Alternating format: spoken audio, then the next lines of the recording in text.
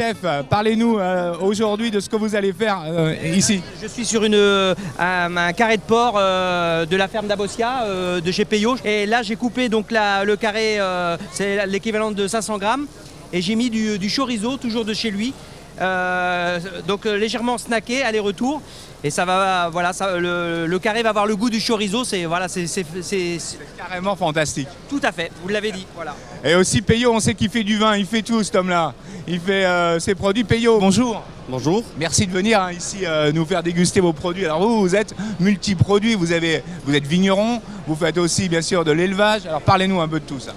Donc, je suis d'abord producteur de vin dans la Hausseille-Rouléguy. On est basé à Saint-Jean-Pied-de-Port, au village d'Ispo. J'ai repris une ferme familiale de mes parents. Je me suis installé en 2002.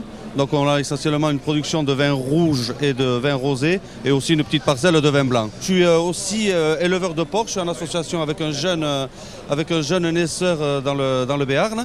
Et donc on a des élevages de porc et ensuite on élève et on abat et on fait aussi tout ce qui est partie affinage de jambon en IGP 24 mois. Voilà, je suis le seul à faire un IGP 24 mois Bayonne.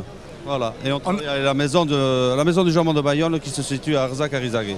Bonjour jeune homme. Bonjour. Alors qu'est-ce que vous pensez un peu aujourd'hui de ça, de ce qui est en train de se faire ? C'est magnifique, c'est magnifique.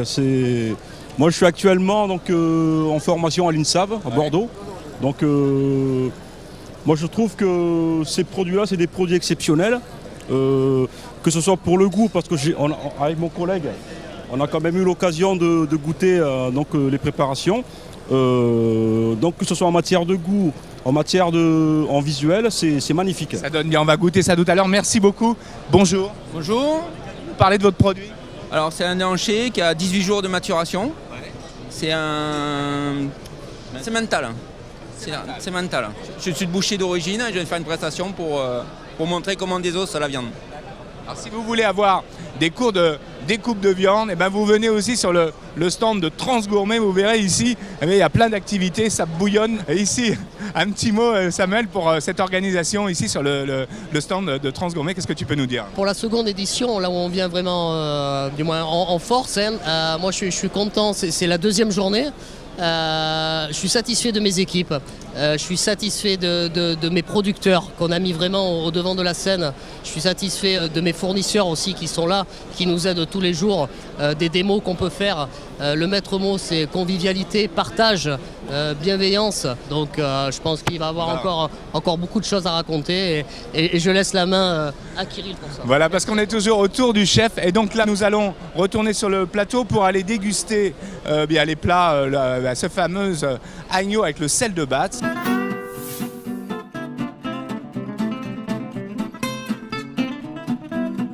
Chef, installez-vous.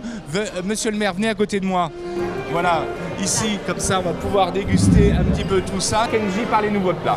Donc voilà, j'ai travaillé le carré d'agneau de lait et j'ai fait une petite déclinaison autour de la courge. D'accord. Donc voilà, donc j'ai caramélisé, j'ai un petit peu coloré l'agneau, je l'ai frotté au sel de Batz fumé. Voilà, et ensuite j'ai fini un peu au four au thym et au laurier. Et ensuite autour de la courge, donc j'ai fait une petite pulpe de courge à la muscade, un petit tronçon confit dans son jus, un cannelloni de courge. Alors c'est une petite bande comme ça roulée où il y a une petite brunoise à l'intérieur et du jambon et de la coriandre. Et ensuite pour faire la liaison entre le côté iodé du sel, de la fleur de sel de notre ami, voilà. Donc j'ai fait un rappel avec le nori, qui est l'algue, voilà, ce côté iodé, et une julienne de courge râpée, crue, marinée au soja sucré et au sésame noir. Donc voilà. Monsieur le maire, vous en pensez quoi ? Ben écoutez, j'en penserai plus quand j'en aurai goûté. C'est une bonne réflexion. Mais a priori, ça m'a l'air bien appétissant. Alors, je suis très content qu'Elisabeth Bérébis soit sur le plateau parce qu'Elisabeth Bérébis est la directrice de la coupole de Saint-Loubès. Elisabeth, en deux mots, nous parler de la coupole. La coupole est une grande salle de spectacle qui marche formidablement bien dans la région et nous en sommes très fiers. L'art culinaire et l'art en général, tout ça, c'est lié, c'est que du talent. Et c'est ça qu'on privilégie aussi sur le plateau de Bordeaux TV aujourd'hui. C'est tous vos talents à tous et on vous remercie vraiment d'être venus et d'avoir suivi cette émission. Nous, on va déguster ces plats et de notre côté, nous, on va vous donner rendez-vous demain à la même heure.